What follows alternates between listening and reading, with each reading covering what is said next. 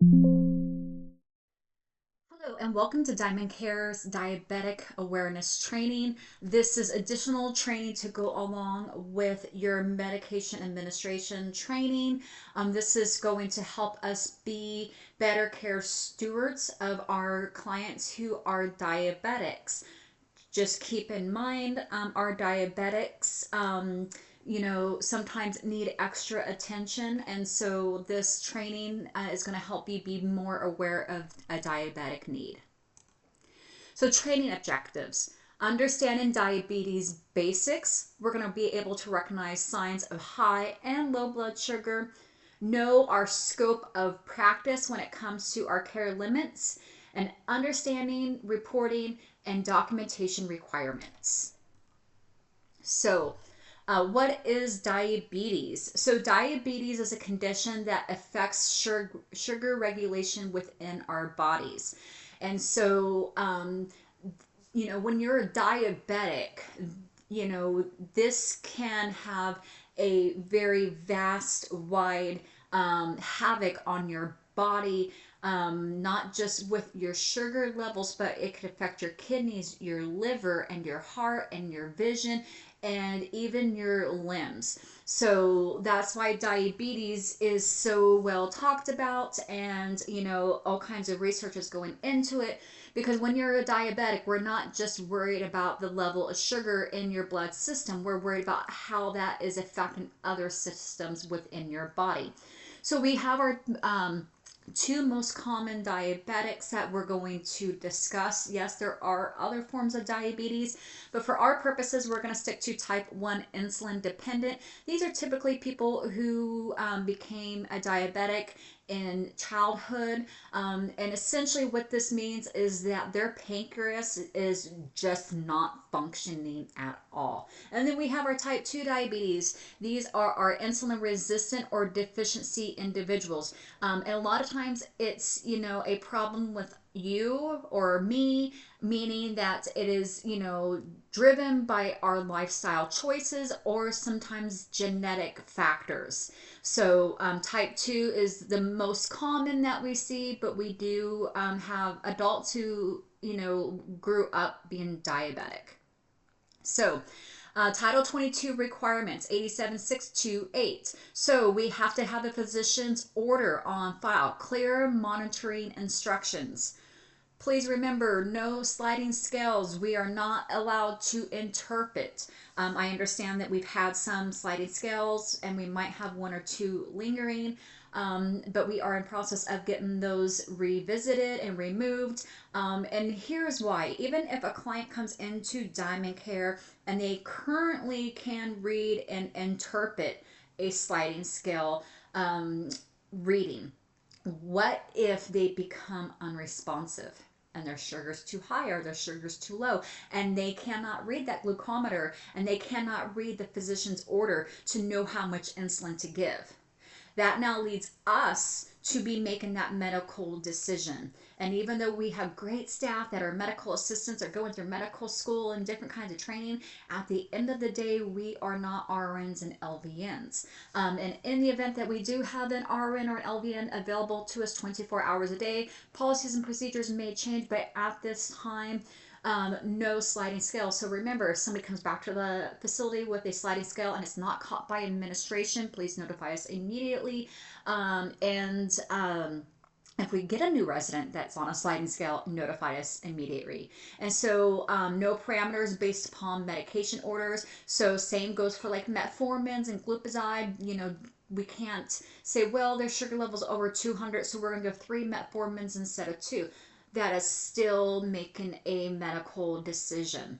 And then the other thing underneath Title 22 is staff must be trained. So even though we are not the ones who are, providing that direct diabetic management, we need to be aware of the care that goes into it, so that way we can help our clients make sound decisions and good healthy choices when it comes to their diabetic care. So Why do these rules exist? So underneath California Title 22, 87628 and RCFE may care for residents with diabetes only if condition can be safely managed within a non-medical care scope. So diabetes is one of the number one common health issues that we will see in our elderly population. Not everybody who is a diabetic or pre-diabetic is going to be on insulin, but we might have to monitor their intake, their output, and their sugar levels. So these regulations exist to protect resident safety. Diabetes can rapidly become life-threatening. Severe hypoglycemia, which that is low blood sugar, can lead to seizures, and that can be life-threatening, causing death. Severe hyperglycemia can lead to diabetic ketoacidosis. And so when somebody's sugar is extremely high and they've been high for a very long time, you might have a very unusual smell that you are smelling from them. There are other conditions that can cause ketoacidosis, but in diabetics, it's usually from their urine. You'll smell it in their breath, and it's kind of a sweet smell. So if you have a diabetic and they smell a little off or they smell a little sweet to you, we need to have their sugar, level checked, and then potentially sent them out for some emergency medical interventions. And then proper insulin dosages can be irreversible, and they can cause harm. So that's the other reason why we don't do sliding scales. What if we read that glucometer wrong and we thought their sugar level was 200 and it was actually 20, right? And so that's why we don't do sliding scales. We got to, be good stewards of care and, not make those determinations.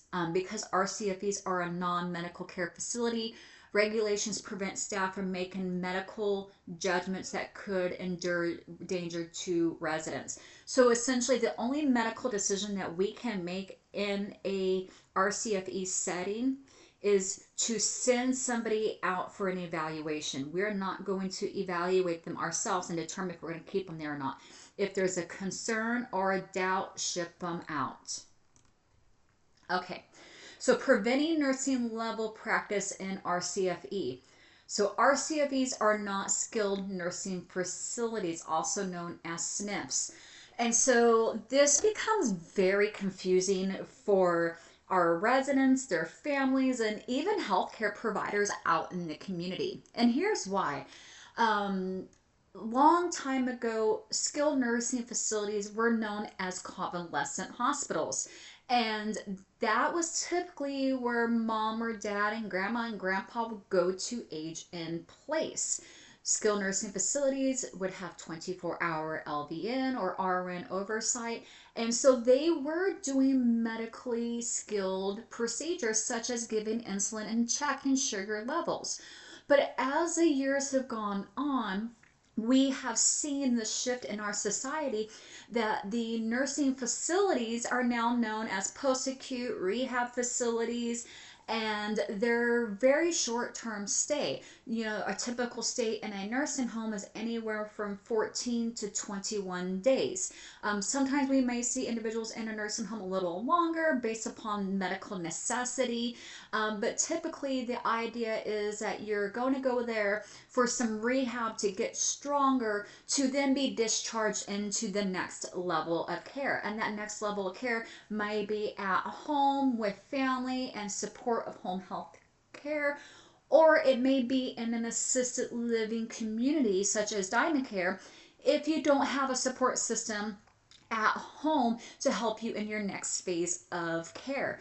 And so nursing homes are now post-acutes, and assisted livings are popping up everywhere. I mean, really look at the San Joaquin area, right? Just here in Lodi alone, in the last 5 years, we've had two brand new nursing facilities, not nursing facilities, but assisted living facilities and independent living senior care communities be built and be in place. So now we see Oakmont and Brookdales and the Revel and Solstice and a lot of smaller facilities such as Diamond Care that are here, and that is came out of need for long-term care because nursing homes are no longer providing that long-term care. But here's a big difference. So when an assisted living is formed, we are formed on a care model, and it's a social model, meaning that we're making sure that we're getting up and we're bathing and we're got our meals and we're remembering to take our medications. Nursing home is RNs, LVNs, physical therapy, occupational therapy, speech therapy. Physicians are coming in and they're seeing their patients and they're writing medication procedures and all these other fun things. And so we're here just to make sure their activities of daily living are being met and completed in a safe environment. Nursing homes, they're there to get that nursing care, to get their health condition resolved or back to close as possible before they became ill and was in the hospital. And so when somebody comes to our community, they take a look and they're like, oh, I remember when, I was a child and grandma was in the nursing home. This is a nursing home. Unfortunately, we're not a nursing home. And the state of California has put very strict regulations on what we can and what we can't do, even though we are taking care of some very seriously ill individuals. So just remember when families are a little maybe perturbed or upset that there's something that we cannot do, such as giving an insulin shot. Just let them know that we are a social care model and we're non-medical. And if they have questions, just point them in my direction or the administrator or administrative staff direction. So what can we do in the assisted living setting, our care model setting? We can assist with medications. So that means that we are storing the medications, we're checking the medication labels against the medication record and the physician's order. We can perform glucose checks, and this is an assisted glucose check, which means we are providing the equipment, we're reminding them to clean the area, make sure they're steady when they poke themselves, and make sure they know how to put the blood on the test strip. And then we can follow physicians' written orders except for parameters and sliding scales. So meaning check sugars 3 times a day after meals, before meals, give medication at 8 a.m., 8 p.m., all those simple things, okay? What we cannot do, we cannot give insulin or adjust insulin. So if Miss Susie Q's daughter is Ann and she knows mom's been run a little high and we're waiting for a phone call from the doctor or her next doctor's appointment, and Susie Q's daughter is, well, when mom was at home with me, I would just give her an extra unit or 2 of insulin when her sugars were high. We cannot do that, and we cannot give her daughter the medication to do that, okay? That means we're making a medical judgment. In a private home, in a private care home setting, yes, they can do that, but we cannot do that here. We cannot interpret blood sugar results. We obviously from training know when somebody's high and when somebody's low and how to take care of that person, but we are technically not, being medical professionals and given a diagnosis with that interpretation of that blood sugar. We are not using sliding scales for any reason, and we cannot accept parameters based orders. So once again, metformin or a glipizide or any other medication that is diabetes related, blood pressure, etc., we cannot give them an extra one because the doctor says so, okay? Why is this? Because adjusting insulin or interpreting parameters is considered nursing judgment. So unless you've gone to nursing school and you've not let us know that you have that LVN after your name and you have an LVN license or an RN license, we're not allowed to do it underneath the state of California. Even though we receive all this training and we're very educated individuals, we have not gone to school to actually master that skill. That's why it's called skilled nursing. So, this is beyond our scope here at Diamond Care and other facilities similar to Diamond Care. So, um, physician's orders. So to ensure a clear physician's order. So make sure that the exact dose is on there, the exact time, exact frequency, and clear hypoglycemia protocols. So obviously, if we check somebody's sugar prior to lunch and their sugar is below 70, we're not going to give them insulin. We're going to give them some juice. We are going to call our supervisor, and within 15 to 20 minutes, we are going to recheck that sugar. You will hold that insulin only because we don't know why that person was low, okay? We may send them out to the emergency department for an evaluation. We may see if we can get them into their physician or give a physician a call. But that's the only time we're really going to make any kind of judgment call, is if we notice that they are low, we're not going to make them lower, okay? So do not adjust their insulin, do not use a sliding scale, and do not hold unless it's below 70. And when it's below 70, you're going to notify supervisor right away, and you are going to give them some juice, some crackers, something to bring that sugar level up. And this protects the participating outside staff members, medical professionals, when we follow their orders. And then this also protects you in the event of potentially wanting to move on in your career. So don't become, a Betty know-it-all and make your own decisions on what we're going to do about care. Okay, just follow the orders. So protect the facility license. Protect your license. So here's what happens if we do not follow the orders and the rules, okay? So 87628, we may get a citation. We can receive civil penalties. We will have to do a plan of correction, and we may be unable to accept new residents. And so there are some severe penalties when we do not follow physician's orders or the Title 22 requirements, okay?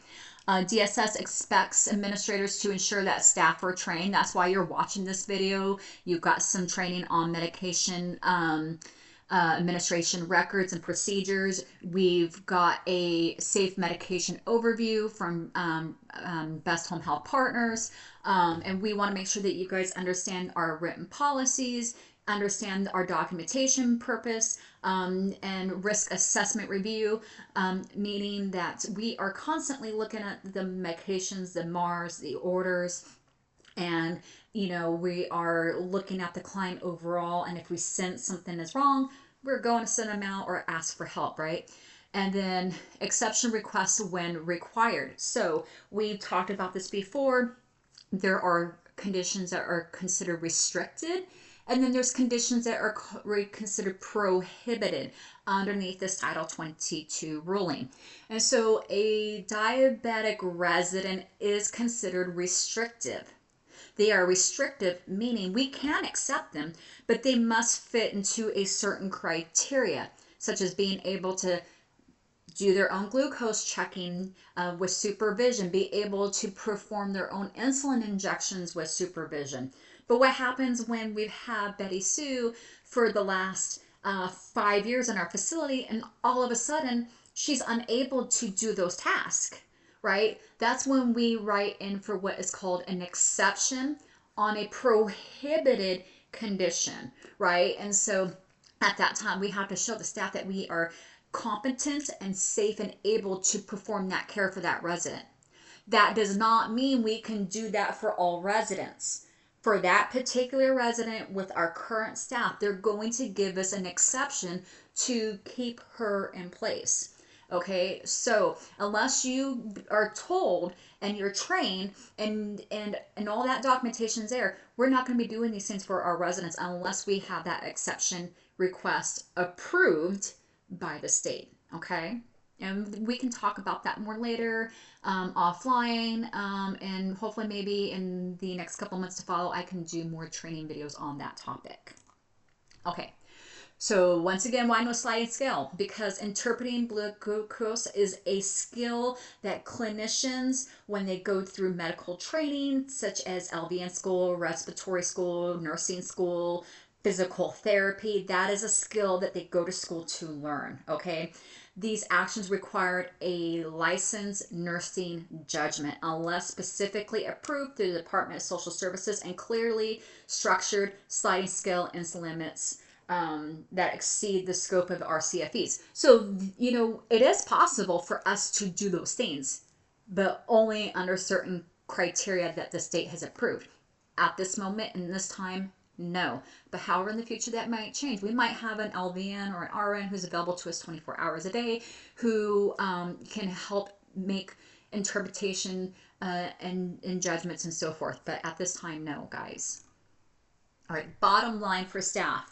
Your job is to follow the written order exactly. Document immediately. Report abnormalities, okay? So put it in the chat. Call your supervisor. Do all the things and then notify the administrator. It is not your job to think like a nurse. That is not your job. It's not your job to adjust medications based upon your judgment. And it's not your job to make a clinical decision. The only clinical decision you should ever make is to call 911, okay? When in doubt, send them out. If unsure, stop, call the supervisor, call the administrator immediately, okay, you guys? Blood glucose monitoring. So blood glucose monitoring in RCFE must be performed only under clear physician order and with a non-medical scope of area of care. So we cannot just check Jimmy John's sugar level because we think he's got low blood sugar. So unless there is an order and it's his equipment, we do not do that. Okay, guys? We call 911 and we seek out medical assistance.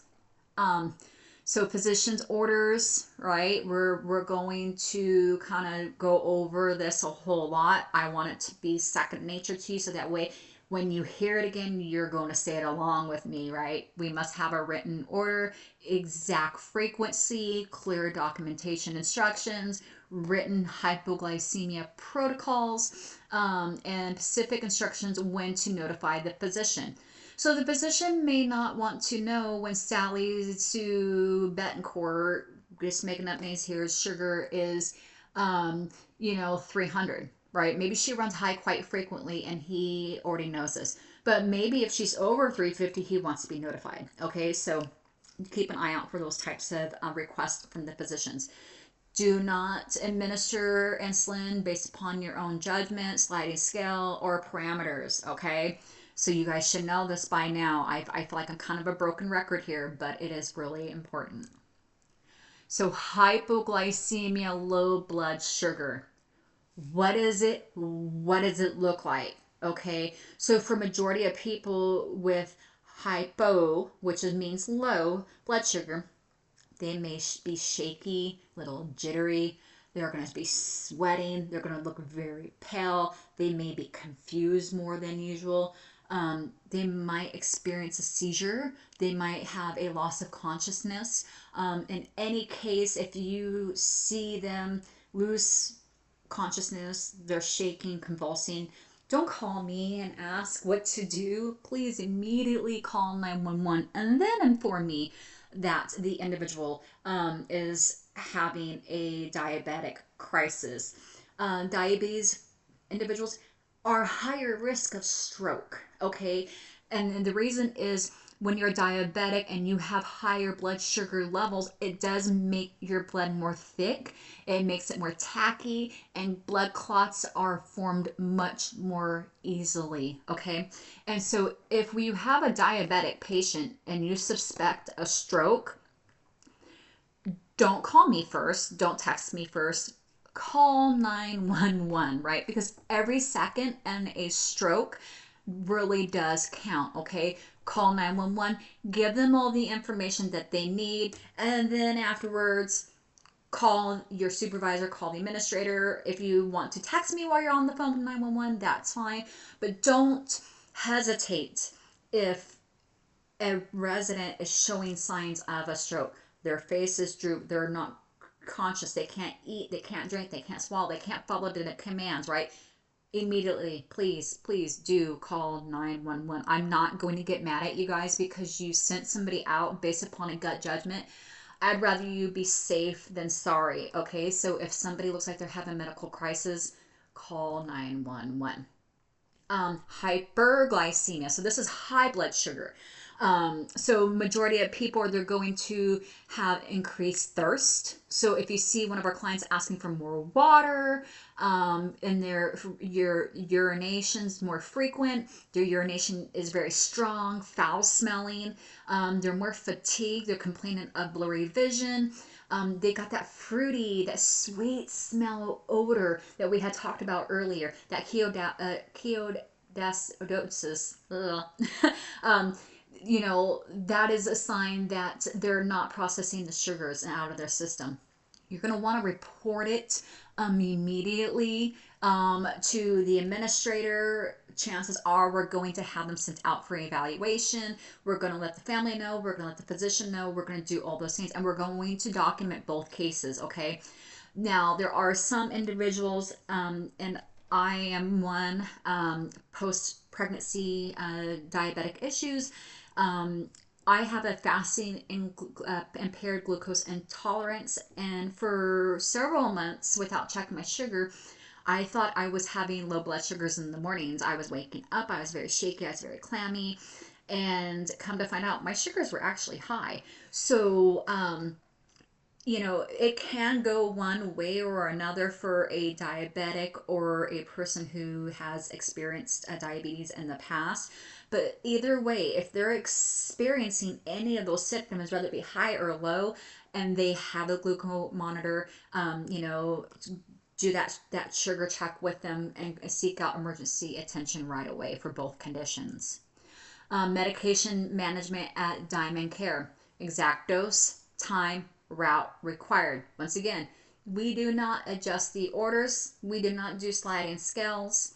And if they are refusing their insulin, they're refusing a meal, that is a automatic reportable thing, right? Fill out the unusual incident report. You need to report it to the administrator, and we need to report it to the family that their loved one is refusing a meal and refusing their insulin, okay? Because what we can see happen is that next meal, they may have a diabetic crisis. Because with diabetics, they are technically should be eating, you know, 3 good sized meals a day with 2 to 3 smaller snacks in between to help maintain a steady blood glucose levels, okay? So make sure you report any medication and meal refusals. Follow the physician's order exactly for their diets. I know we've got some residents who will order DoorDash and things like that, and so we need to be mindful of that. We need to notify their families. We need to do an unusual incident report.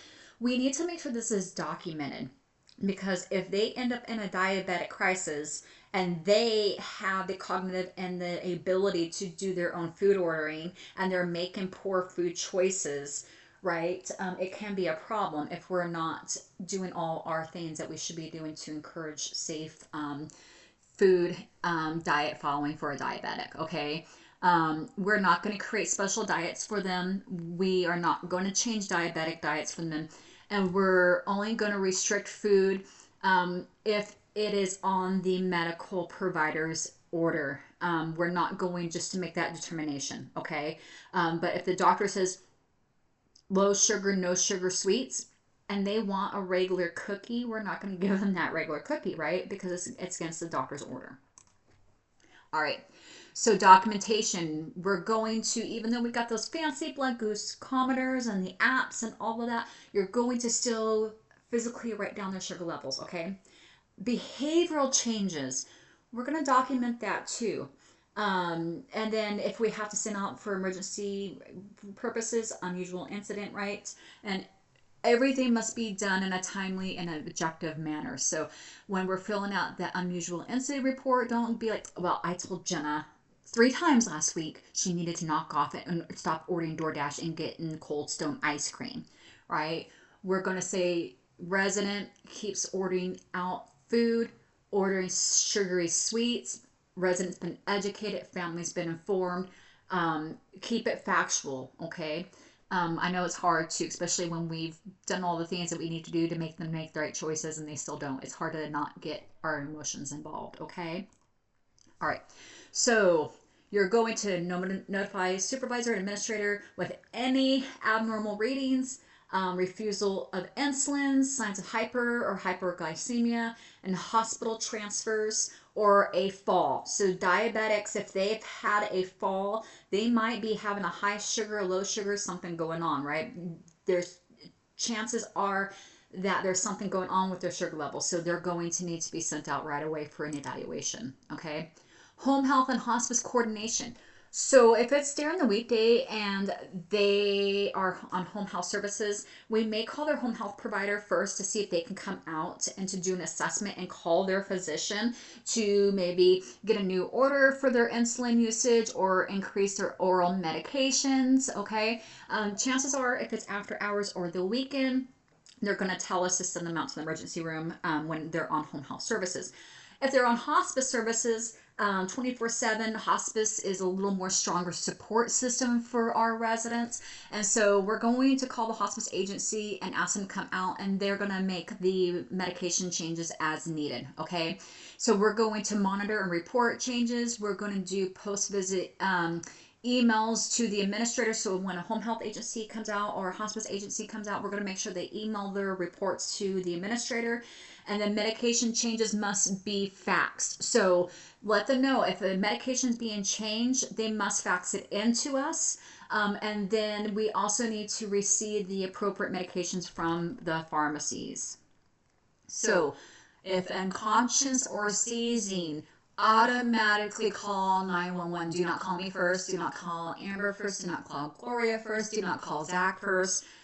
Call 911. Every second, every minute counts. Okay, guys? 911 is always first, and we are secondary.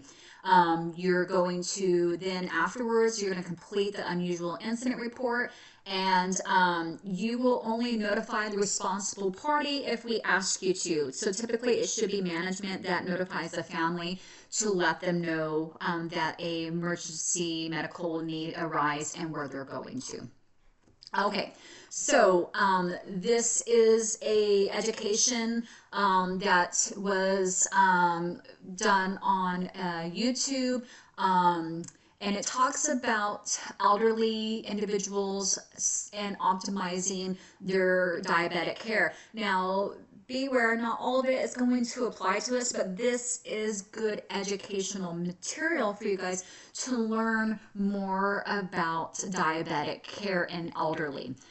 It is about a 30-minute video, so if you need to pause your video here and go do something, grab something to eat and come back, or take care of somebody, please do so. But this is part of our training just to provide more awareness on our diabetic care. Hello. Hello, Dr. Kamal. How are you doing? Good. You made it. We were waiting for you. Oh, shut the door. I just got it. So that's perfect. Good, good. I'm glad everyone got the link. I think I'll go ahead and get started just for Good. Can I introduce you? Yes, please. Hello and welcome to the Division of Geriatrics Grand Rounds. And I am thrilled to introduce Dr. Naveen Kamal, who is our Geriatric Medicine Fellow and soon to be endocrinologist and geriatrician to the stars over at UIC. And so very proud today to introduce her, and she will be presenting on Beyond the Finger Stick, a practical approach to diabetes care in the post-acute setting. So thank you for everyone joining us, and yay, I'll pass it over to you, Dr. Kamal. Thank you, Dr. Lindquist, for the kind words. So today, as she mentioned, I'll be presenting on practical approaches to diabetes management in post-acute settings. So this was originally a presentation I had built for the post-acute network for an audience of mostly nurses. I did adjust a little bit since then, but some of the information I kept in just for purpose of review, just because we don't think about these things often. So bear with me if there is some redundancy, but I hope that overall you'll find this helpful. So on today's agenda, I'll be going over a little bit of diabetes overview, pathophysiology, and prevalence in the post-acute setting. I'll be discussing challenges of diabetes care in post-acute facilities, explaining hypo and hyperglycemia as well as their management, provide practical tips regarding glucose monitoring, and review medications commonly used in diabetes management. And then if we have time in the end, I know we're at the 35-minute mark right now. If we do have time, I'll go over some case examples as well.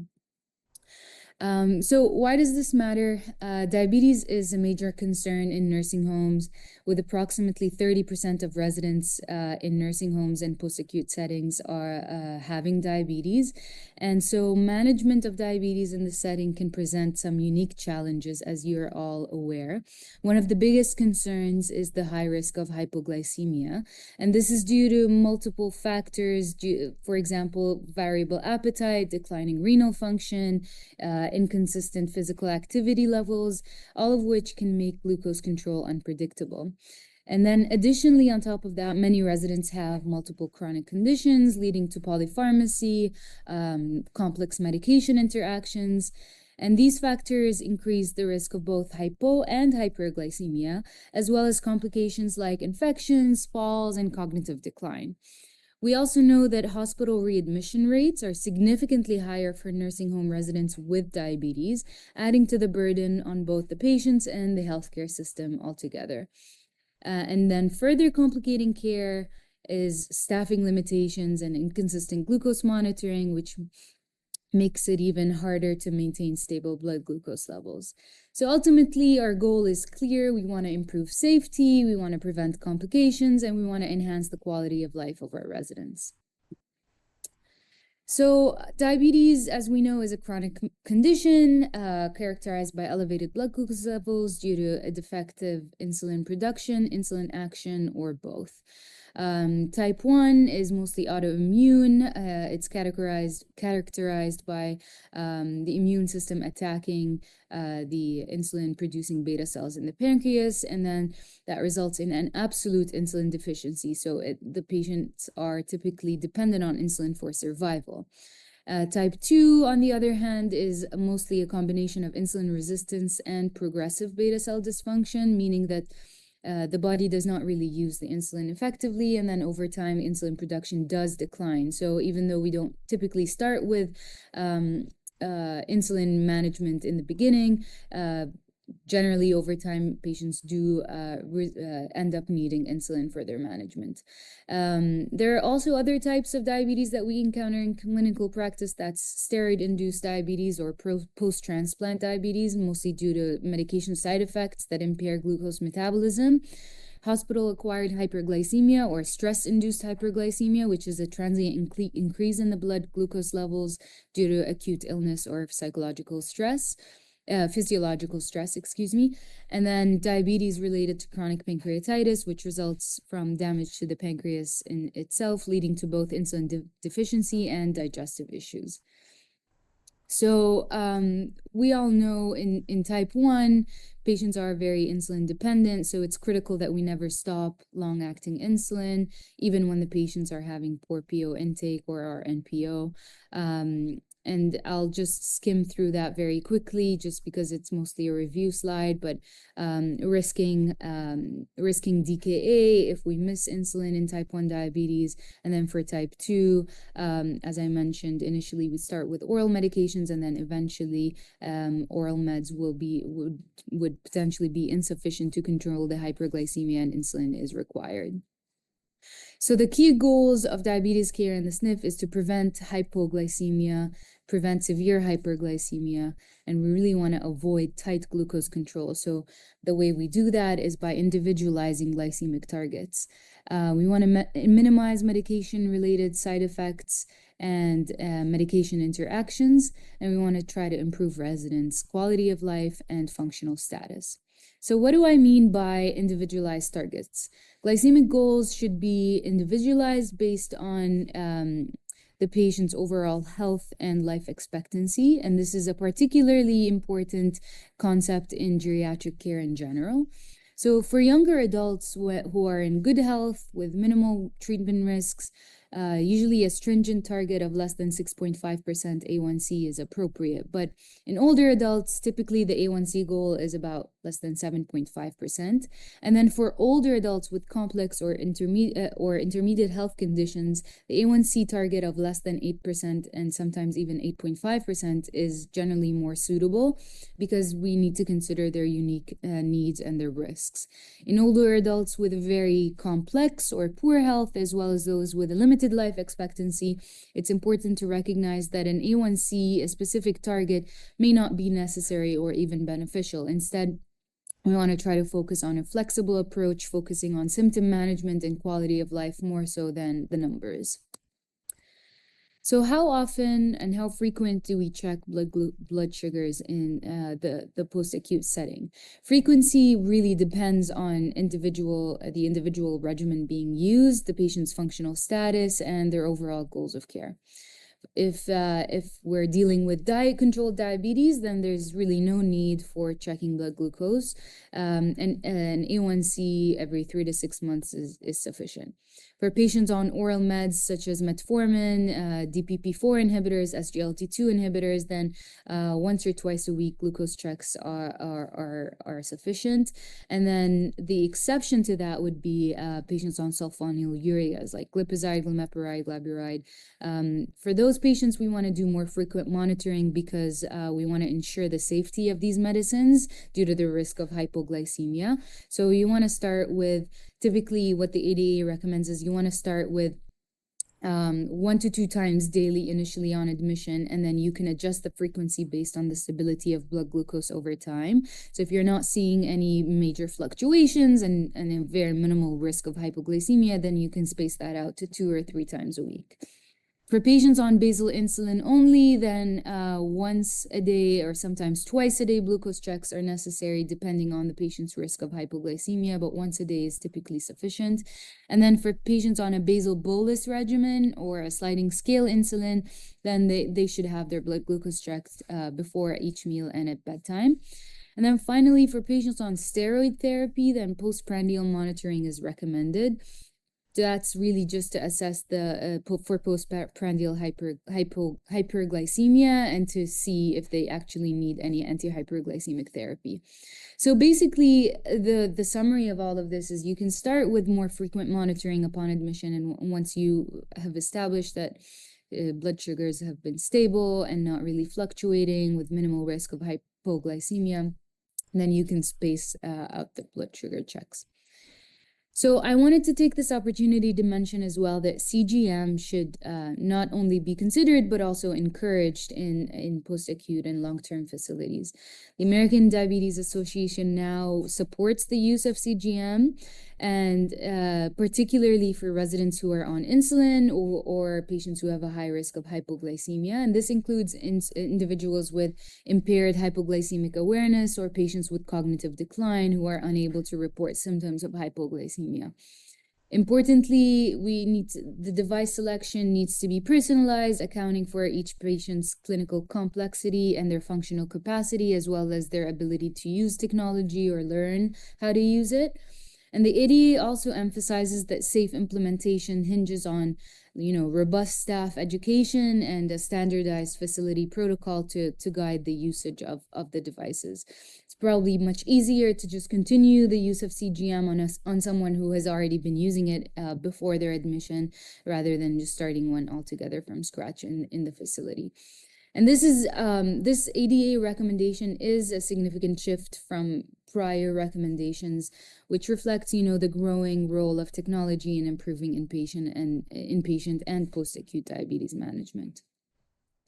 A recent randomized controlled trial in long-term facilities directly compared real-time CGM to the traditional point-of-care glucose monitoring for insulin dosing in residents with type 2 diabetes, and the outcomes were very reassuring. CGM provided equivalent time in range and mean glucose levels with no increase in the hypoglycemia risk. And these findings really demonstrate that CGM is not only safe, but it's also feasible for institutionalized older adults.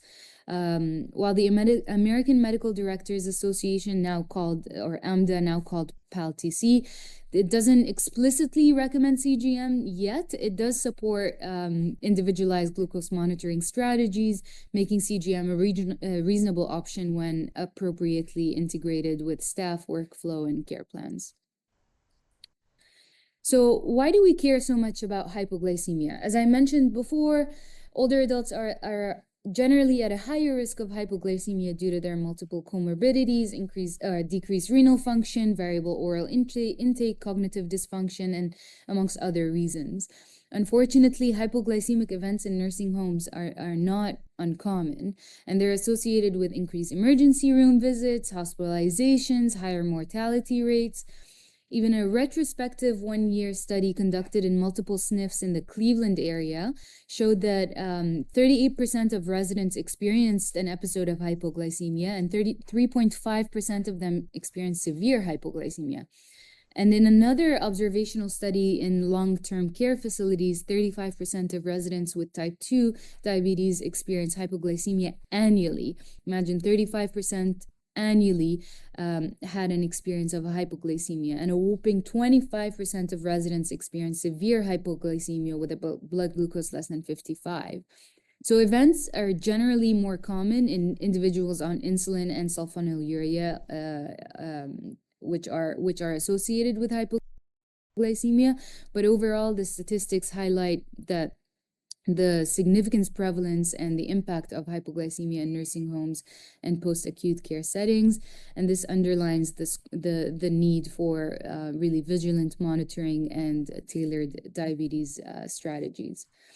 So recognizing hypoglycemia cannot always be straightforward, especially when we're dealing with cognitive decline and masked symptoms, especially with individuals on beta blockers. So we should have always a high clinical suspicion and always stay vigilant for the usual symptoms: the sweating, confusion, tremors, dizziness, weakness, and blurry vision. And we should always also suspect it even in patients without diabetes, as hypoglycemia can still occur in non-diabetic patients, particularly in the context of acute infections and sepsis. If the patient is awake, the way you treat it is with 15 grams of fast-acting carbohydrates. That's in the form of juice or sugared ginger ale. And then keep rechecking the blood sugar every 15 minutes until the hypoglycemia resolves. And if the patient is unresponsive, then we'll have to use a glucagon injection, or if we have IV access, dextrose. So key strategies to prevent hypoglycemia include adjusting insulin based on appetite and oral intake. We want to try to avoid using sliding scale on its own, and I'll go over that in a few slides. So we want to use both basal and prandial insulin for better glucose control in comparison to just sliding scale on its own. And then for those on long-acting insulin, sometimes a bedtime snack can help prevent fasting hypoglycemia. And then we also need to monitor renal functions closely, because a lot of medications need to be adjusted in the event of renal dysfunction, namely sulfonylureas, and we want to try to even discontinue them if there is renal impairment, as well as insulin. In frail patients, we want to try to deprescribe as much as possible to minimize their risk. And again, CGM is a very valuable tool, especially in this setting, as it detects early hypoglycemia and alarms to the patient and the caregiver before the hypoglycemia occurs. Studies even showed that CGMs can detect hypoglycemia in about 80% of older institutionalized patients, and severe hypoglycemia in about 45%. Now, it's important to also recognize that hyperglycemia is not just a number. It has clinical consequences, especially in older adults. If the blood sugars are persistently elevated, then we're increasing risk of infection, leading to more frequent ED visits and hospitalizations.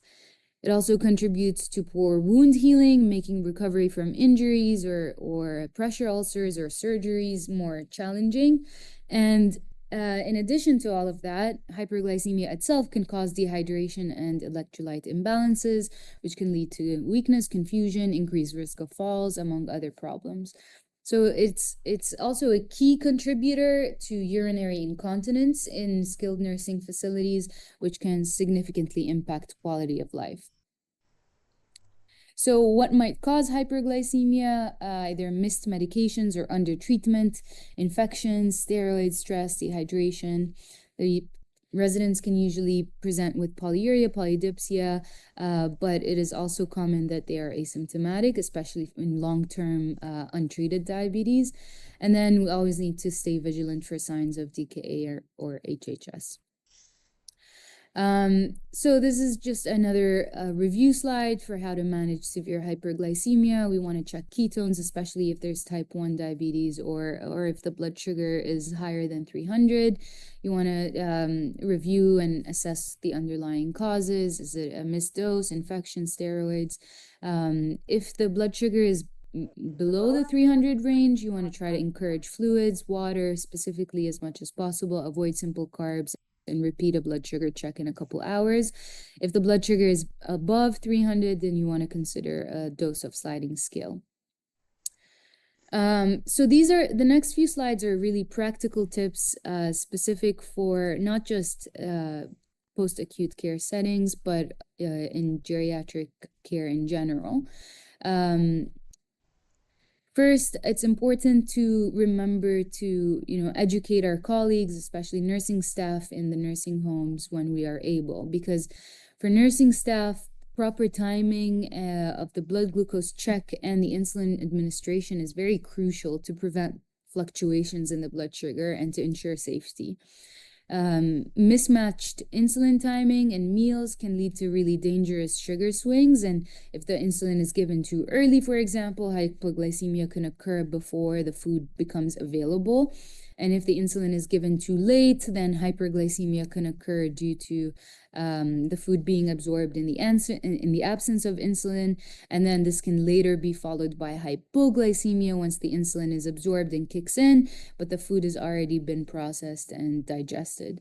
So it's very important to emphasize the proper timing, which we will go over shortly.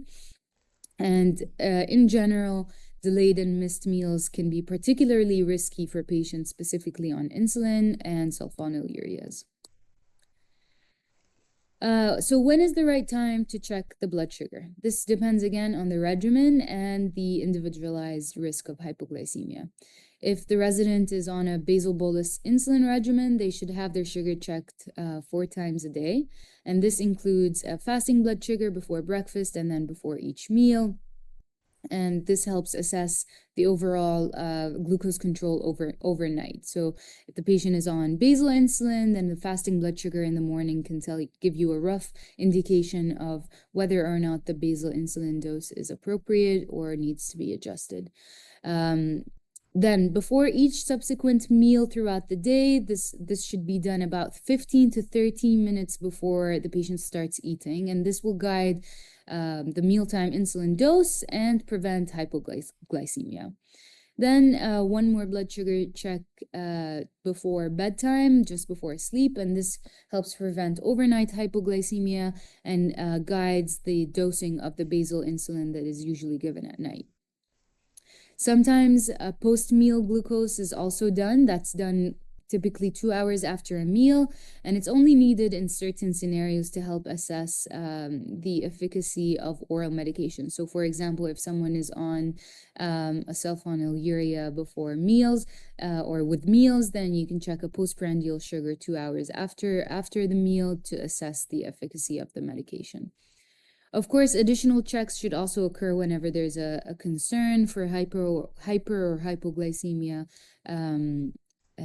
from like the signs and symptoms we discussed.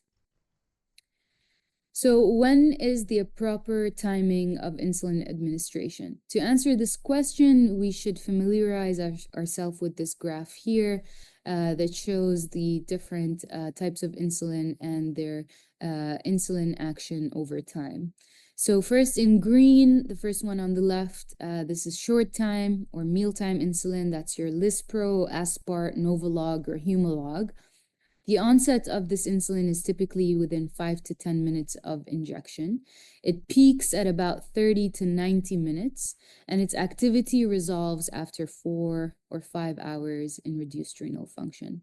This really mimics the effects of food on blood sugar in terms of timing, and that's why that's our go-to insulin for meals. So practically speaking, you want to administer the dose about 15 minutes before the meal, such that it kicks in by the time the patient starts eating and then peaks at the time that the patient is done eating and the food is being absorbed maximally. If the patient is not eating or has a very poor appetite or minimal oral intake, then we have to hold the mealtime insulin. And if the patient is, if the meal tray is delayed or anything like that, then you want to hold the dose until the tray arrives. Next, in red, we have short-acting regular insulin, and then in blue, in intermediate-acting NPH. We typically don't really use these anymore in outpatient diabetes management since their action graphs do not really mimic glycemic trends in response to meals. However, we do use NPH in certain scenarios, such as with prednisone. That's because the peak action and the whole duration of action of NPH really mimics the effect of prednisone on blood sugar rises throughout the day. So if you give prednisone and NPH together in the morning, the NPH will kick in by lunchtime, which is actually the meal that it gets affected most during the day with postprandial hyperglycemia. In pink, last one here, we see basal insulin, long-acting insulin. That's your Glargine, Lantus, Detamir, Degludec, and Tresiba. These insulins don't usually have a peak. Their onset of action or the action time lasts for about 24 hours. So we try to aim to administer this dose at the same time every day, either every morning or every night. And technically speaking, we don't necessarily need to hold it when patients are NPO because this is the insulin that just works on background hepatic gluconeogenesis control and not really associated with food. You may run into mixed insulin sometimes in certain patients, like 70/30 NPH regular. They're less commonly used, but sometimes certain patients are on them just due to being on them for many years or due to insurance coverage. These insulins in particular have to be given 30 minutes before the meal instead of 15 minutes. So I think it's good to know that just for practical applications in the SNF. Sliding scale insulin in general is a very reactive approach to blood sugar management, and it's not proactive. So it often leads to frequent fluctuations in the blood sugar. You get a very high hyperglycemia and you correct it, you can get low hypoglycemia. So you still get a lot of risk with using it, especially risks of hypoglycemia. And because it's a reactive approach, you still get all the bad long-term effects of hyperglycemia. So we don't usually recommend using it, especially not on its own, because it does not prevent the high blood sugar and it carries a risk of low blood sugar. So if we do want to use it, there are certain good uses for it short term, like post surgery when there's physiological stress, and it's going to be short lived. When there's an infection, same application, or when we're using steroids for a short period of time. It can also be helpful when there's inconsistent and unpredictable oral intake, especially in patients with advanced dementia. And then if we use it, it's better to be used with a background basal insulin rather than on its own. So I wanted to just go over commonly used diabetes medications so we're all familiar with their typical side effect profiles. Metformin is typically associated with GI side effects, as we all know. We want to be cautious with renal function and discontinue if the GFR is less than 30 and avoid starting it altogether if GFR is around 45 or less. Sulfonylureas, I think we all do a good job at trying to discontinuing them whenever we can because of their high hypoglycemia risk. DPP4s are generally very well tolerated. They're also weight neutral. They're not very strong. They typically decrease A1C by about a half percent, if even. So they're usually used in combination with other meds, but they're very well tolerated. GLP-1 receptor agonists, as we all know, can cause nausea, poor appetite, GI side effects, dehydration. So we should use them very cautiously, but they're helpful when weight loss is desired. Basal insulin is typically safer, as I mentioned, safer than using sliding scale on its own. And if we see someone on a sliding scale on its own, we want to try to transition them to a scheduled dosing with meals.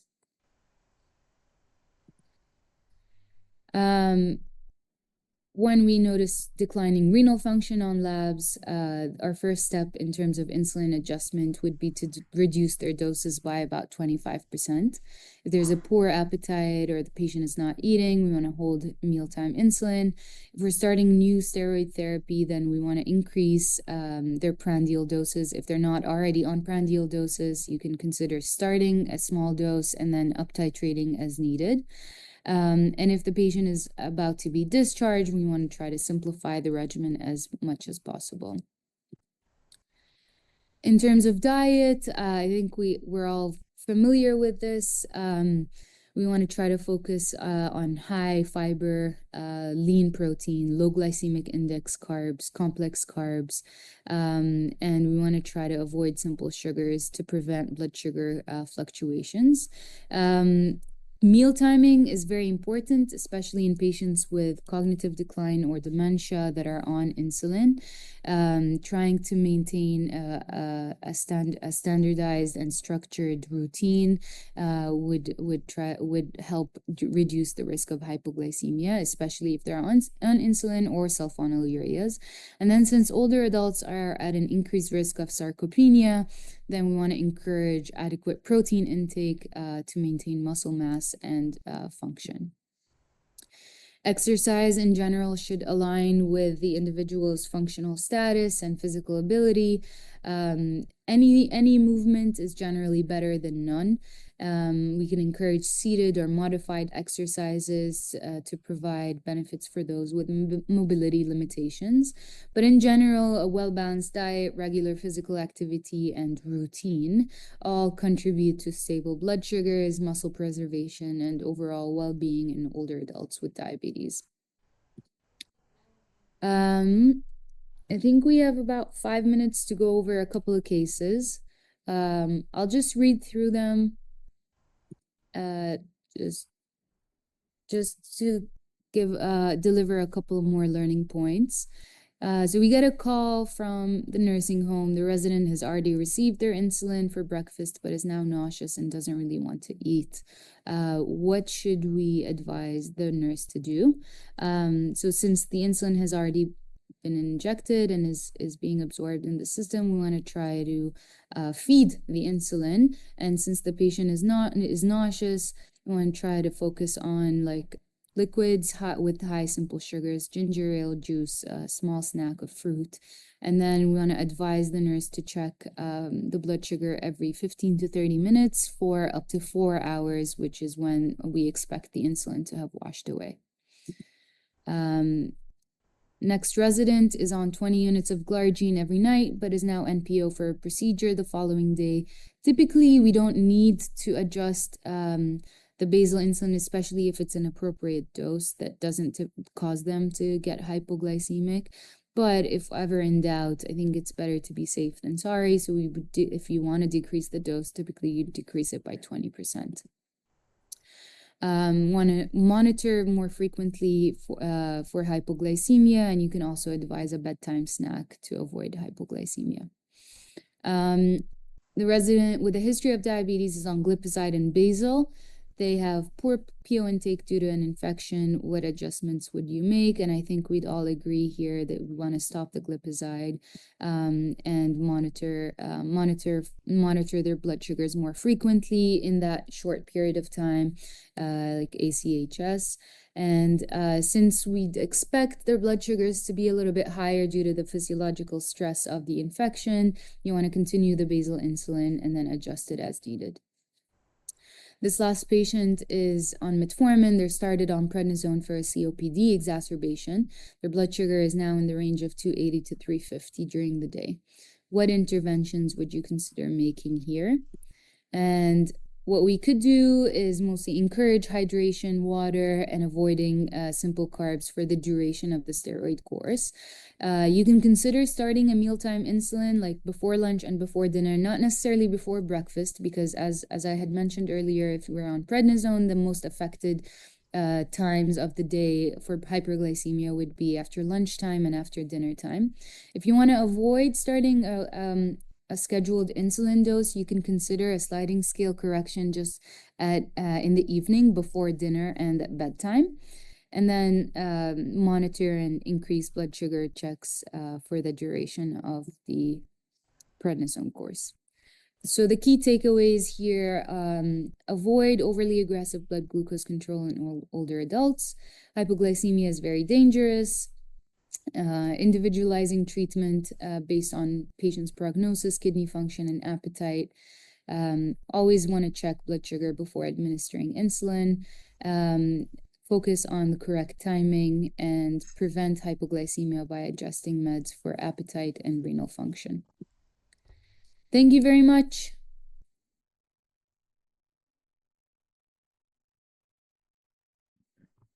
Yay!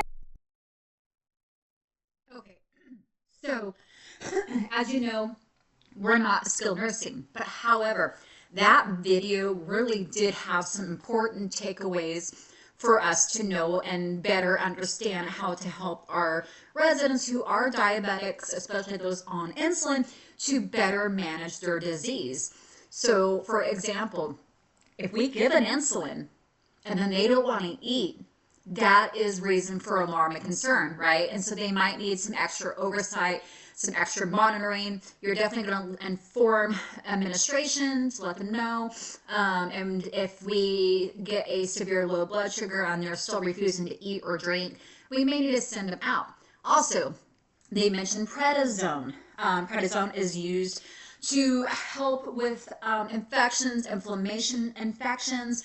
And so prednisone does, interfere with your body. It makes you more hungry, and it can interfere with your blood sugar levels. So if we have a client who maybe was recently put on prednisone, right, and they are a diabetic, now we're, getting abnormally higher readings of their blood sugars, then we might want to inform their physician, their home health or hospice, whoever it is, to maybe make some short-term temporary changes in their medications.